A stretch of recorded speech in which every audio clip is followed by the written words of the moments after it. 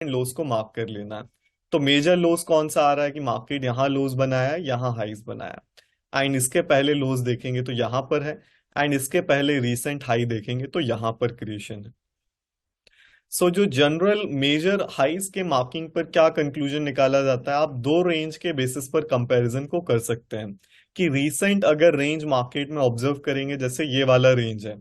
तो ये smaller range हो गया, एंड प्रीवियस इसके पहले एक बड़ा रेंज ड्रॉ किया जाता है। अगर दो रेंज आप मार्किंग कर रहे हैं रेफरेंस के लिए, तो पहला रेंज क्या होगा, जनरली स्मॉलर रेंज होगा, एंड जो नेक्स्ट सपोर्ट या रेजिस्टेंस मार्क करेंगे वो और ज्यादा बड़े स्विंग्स को मार्किंग को किया जाता है। तो सपोज मेजर व्यू पर अगर देखेंगे तो यहां पर अगर मैं इसको सपोज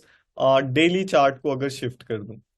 तो डेली चार्ट पर क्या देखने को मिलेगा कि मार्केट करेंटली बाइंग ट्रेंड में है, मार्केट और बड़ी सपोर्ट पर जाएंगे तो यहां पर सपोर्ट क्रिएशन है, and market is typical in a buying trend. अब बाइंग ट्रेंड में क्या किया है, ये यहाँ पर मेजर लोज देखेंगे तो और बड़ी रेंज का प्रीवियस सपोर्ट यहाँ पर है, एंड इसके पहले का रेंज देखेंगे तो रेजिस्टेंस एंड सपोर्ट यहाँ पर मार्केट्स ने क्रिएशन किया है।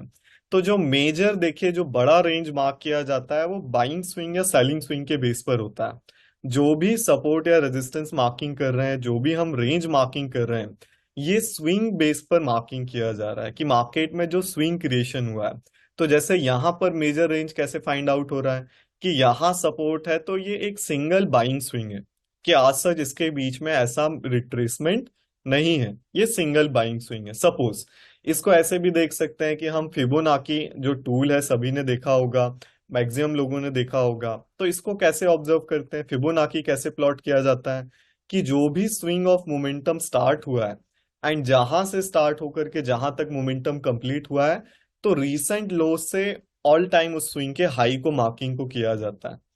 कि पेस ऑफ मोमेंटम देखिए वर्ड है, आगे कई बार यूज होगा, तो पेस ऑफ मोमेंटम पर डिपेंड करता है कि मार्केट क्या कंडीशंस में है। तो अगर एक सिंगल पेस ऑफ मोमेंटम मतलब क्या है कि मार्केट किस पेस से मोमेंटम कर रहा है, तो ये सिंगल बाइंग स्विंग क्यों कहा जा रहा है, क्योंकि मार्केट से सिमिलर बिहेवियर में बाइंग बाइंग साइड प्रोसीड किया है। एक अब बाइंग स्विंग दो तीन तरह का हो सकता है, जैसे ये बाइंग स्विंग है, यहाँ क्या हुआ है, ये भी तो बाइंग स्विंग है, बट ये वाला बाइंग स्विंग और ये वाला बाइंग स्विंग दोनों का पेस ऑफ मोमेंटम देखेंगे डिफरेंट है। क्यों डिफरेंट है, ये सेकेंड या रीसेंट बाइंग स्विंग ज्यादा शार्प है, आज सच इसमें रिट्रेसमेंट्स नहीं आया है, बट होने को तो ये भी बाइंग स्विंग है, बट इसका पेस ऑफ मोमेंटम क्या है, थोड़ा स्लो है, मतलब ज्यादा रिट्रेसमेंट के साथ आया। Pace of momentum is the से स्पीड ऑफ मोमेंटम कह सकते हैं, पेस को स्पीड भी कहा जा सकता है। ज्यादा स्पीड होगा तो समय उस दूरी तक पहुंचने में कम लगेगा।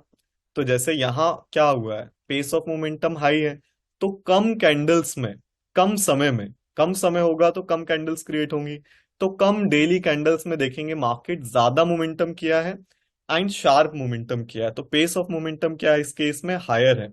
मार्केट यहां भी मोमेंटम किया है, बट यहां कैसे किया है, ज्यादा कैंडल्स लेकर के इतना सेम मोमेंटम किया है, क्योंकि बीच बीच में मार्केट रिट्रेस भी किया है कई सारे डेज पर। तो विदाउट रिट्रेसमेंट अगर कंटिन्यूस होता है तो पेस ऑफ मोमेंटम हाई होता है, एंड अगर नहीं होगा तो फिर वो स्लो होता है। तो ऐसे ही बाइंग स्विंग भी डिफरेंट होता है, एंड मेजर ओवरव्यू क्रिएशन में हमें क्या चाहिए कि पेस ऑफ मोमेंटम चाहे कुछ भी हो बट स्विंग के बेस पर मार्किंग किया जाता है। जैसे इसके पहले ये रीसेंट लो है, इसके पहले अगर मार्क करेंगे तो क्या होगा, ये हमारा रेंज होगा, ये स्मॉलर रेंज हो गया कि ये सेलिंग स्विंग है, एंड इसके पहले जाएंगे तो मेजर लो कौन सा होगा, स्विंग बेस पर आइडेंटिफाई होगा। तो जैसे मैंने कहा इस स्विंग का पेस ऑफ मोमेंटम डिफरेंट है, बट डिफरेंट है तो क्या हुआ, यहाँ पर लोअर पॉइंट को ही मार्क किया जाता है कि इस